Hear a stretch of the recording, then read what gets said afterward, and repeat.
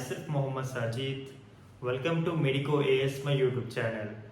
Only for nursing field, juniors and trainers. How to learn nursing equipments and medications.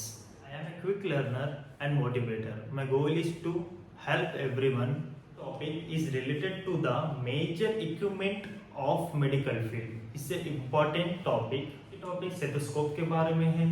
Stethoscope क्या है, stethoscope के top से bottom तक नाम क्या है वो जानेंगे, और स्टेथोस्कोप के बैकग्राउंड स्टोरी क्या है आज इस क्लास में वो भी जान लेंगे। चलो शुरू करते हैं। तो क्यों इन्वेंटेड करना पड़ा, स्टेथोस्कोप क्यों तैयार करना पड़ा, आप स्टेथोस्कोप कौन बनाए उसके उनका नाम भी जान लेंगे, और स्टेथोस्कोप की स्टोरी आपको मैं शॉर्ट में समझा दूंगा, हिंदी में अच्छे से एक्सप्लेन कर दूंगा। स्कोप इन्वेंटेड बाय डॉक्टर रेनी लैनक। इन्होंने एक फ्रांस के फिजिशियन थे और 18th सेंचुरी में डॉक्टर्स के पास स्टेथोस्कोप नहीं था। जब पेशेंट को खुद डॉक्टर ने उनका कान ईयर लगाकर चेस्ट पे सुनते थे और इसके हिसाब से उसको मेडिकेशंस लिख के उसका ट्रीटमेंट करते थे। जब 1816 में जब डॉक्टर रेनी लैनक के पास एक पेशेंट हार्ट इशू पेशेंट आई थी, तो जब वो यंग लेडी को ये डॉक्टर रेनी लैनक ने उनका कान उनके चेस्ट पे लगाकर उनके हार्ट रेट और लंग्स व्हीजिंग साउंड सुनने में उनको अनकंफर्टेबल फील हो गया था।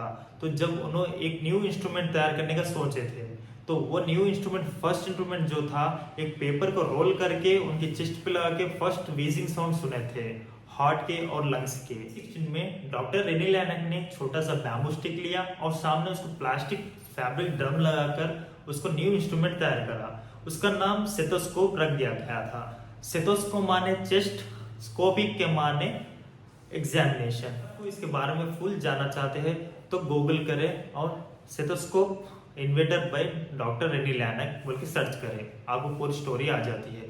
अब अपन क्लास में आ जाएंगे। स्टेथोस्कोप टॉप से बॉटम तक इसके नाम जानेंगे। अभी स्टेथोस्कोप के हर एक पार्ट का एक अलग अलग नाम रहता है। अब इस क्लास में मैं आपको पूरा एक्सप्लेन करूंगा। तो स्टेथोस्कोप के अपर पार्ट्स पूरे बताऊंगा कि फर्स्ट इसको ये 2 ईयर टिप्स कहते हैं, right side 1 year tip and left side 1 year tip, and second one ये 2 लाइंस को इसको बाइनोरल कहते हैं।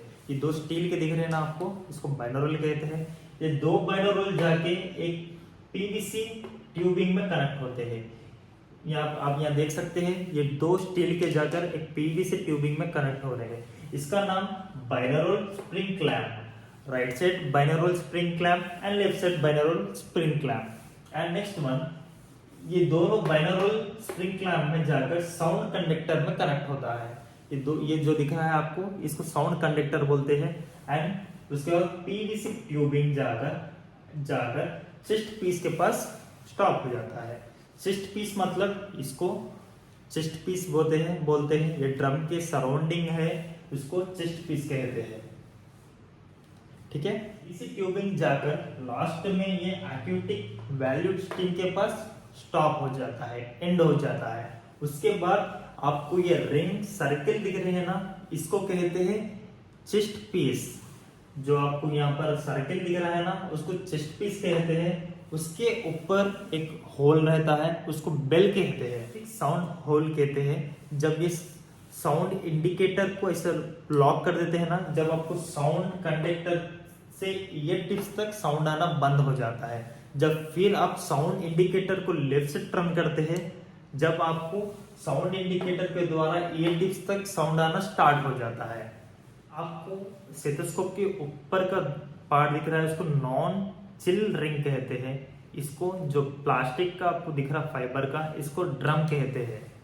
तो आज की क्लास यहाँ बस इतनी ही थी स्टेथोस्कोप के टॉपिक के बारे में। अगर आपको ये क्लास पसंद आ गई तो आप मेरे चैनल को सब्सक्राइब कर लीजिए और लाइक करें और सपोर्ट करना ना भूलें। मैं नर्सिंग स्टूडेंट्स के लिए और ऐसे अच्छे से अच्छे इजी से इजी टिप्स के साथ ट्रिक्स के साथ अच्छे क्लासेस आपके सामने बोलूँगा और लेके आऊँगा। Thank you for watching. Please subscribe. Click on the bell icon to be notified every update of our channel. Thank you so much.